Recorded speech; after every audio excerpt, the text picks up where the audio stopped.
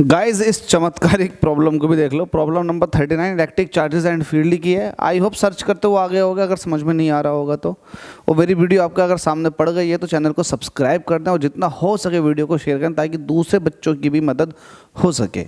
इस क्वेश्चन को देखो, why do charges reside on the surface of the conductor. Conductor के सरफेस पे ही चार्ज क्यों आती है, रिसाइड करती है। क्यों रिसाइड करती है, रीजन समझ लो। रीजन ये है कि लेट अस सपोज कि आपके पास ये स्फेरिकल कंडक्टर है और इसके पास पहले से ही चार्ज था, ठीक है। तो जाहिर सी बात है इससे इलेक्ट्रिक फील्ड लाइंस बाहर की तरफ को निकल रही होंगी। निकल रही होंगी या नहीं निकल रही होंगी, बिल्कुल निकल रही होंगी।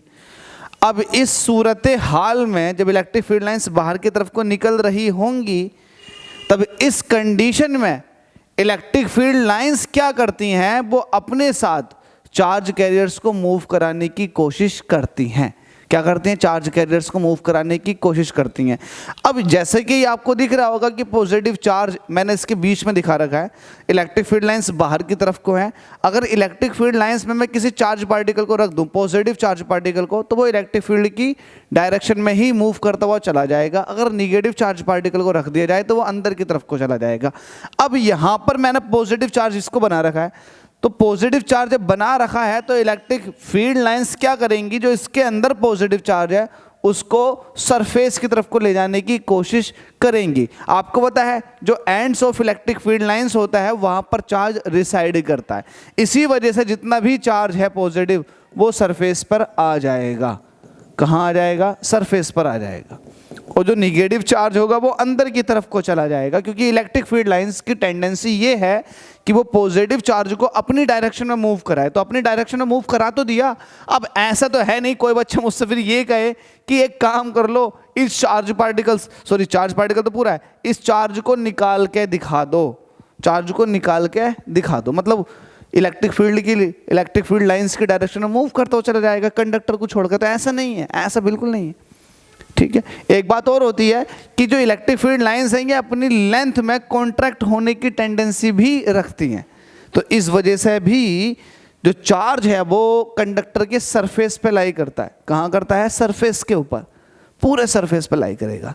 होप सो समझ में आ गया होगा। तो इसको लिखेंगे किस तरह से, आप इस तरह से लिखेंगे, इस तरह से इसको आंसर करेंगे। आप इस तरह से आंसर करेंगे, charges resides on the surface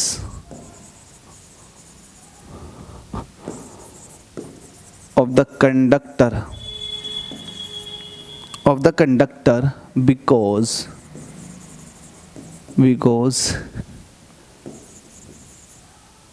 because charge या चार्जेस कह दो या चार्ज कह दो, charge lie at the end of the line of force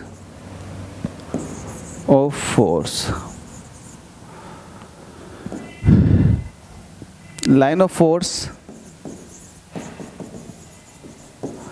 have tendency to contract lengthwise. So charges resides on the surface.